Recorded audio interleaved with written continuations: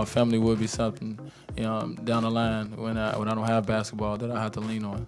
In his 2003 introductory press conference, a babyface Dwyane Wade knew that family would be the most important part of his NBA journey, which is why the loss of his longtime agent, friend, and father figure Henry Thomas was so difficult. I've never lost anybody in my family that has been close to me. This is the first person that I've lost, so just dealing with that. Obviously understanding for the last year plus that he's been getting sicker and sicker. In January of 2018, Henry, or Hank as he was called, passed away of a neuromuscular disease. Over the previous 15 years, Hank had been guiding Wade through this NBA world and was actually a fixture around the Heat organization, representing guys like Tim Hardaway, Chris Bosh, and Udonis Haslem.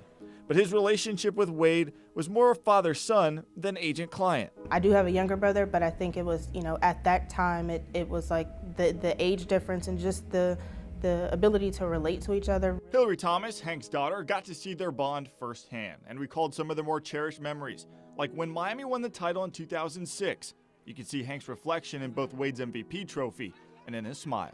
The photos from him and just the footage that I saw from him and both Dwyane, just my father could not have been happier and more proud, to have that experience with Dwyane and just really celebrate. Wade credits Hank for molding him into a man when he left college, and in the process was becoming one of the family. He even assumed a big brother role around the Thomas kids. When UD and Dwyane get together and see me in an outing or at a bar or whatever the case is, it's always like, what are you doing? Why are you here? You need to go home, that type of thing. So it's funny. I take it with a grain of salt because I know that it means that they really care.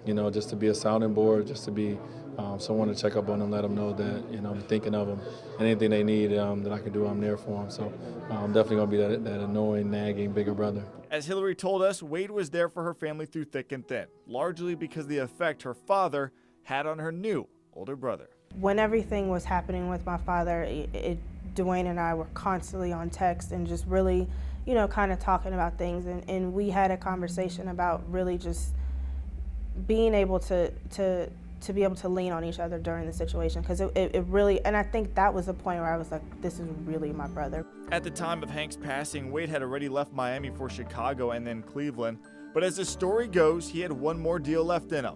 At his funeral, Wade and Heat president Pat Riley would finally reunite, leading to a trade back to South Florida just a few days later. As his career winds down, the NBA is celebrating the man Wade has become, knowing Hank had a large part in this Hall of Fame career. He was always proud of me.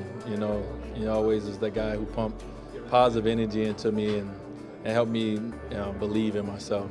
So to have these moments, to have the end of the career, he would have probably told me, "Yo, you got another 5 years." He was that kind of guy. There won't be another 5 years, just this one last dance, one that comes with a new tradition of swapping jerseys. Maybe the most important one didn't get televised. During a November trip to Chicago, Wade had a special gift for his family, with the note reading, "Always in my heart." He always had a smile on his face. He always gave to others that energy. And, sometimes when, playing this game, you get frustrated and you get lost in the sport. But always, away from the game, I always try to give people that same energy and same love back. When Henry Thomas died in 2018, Dwyane Wade wrote a very poignant and special message to him on Instagram. He ended it with, "Thank you," and "Your son, Dwyane." Mike Cunio, CBS 4 Sports.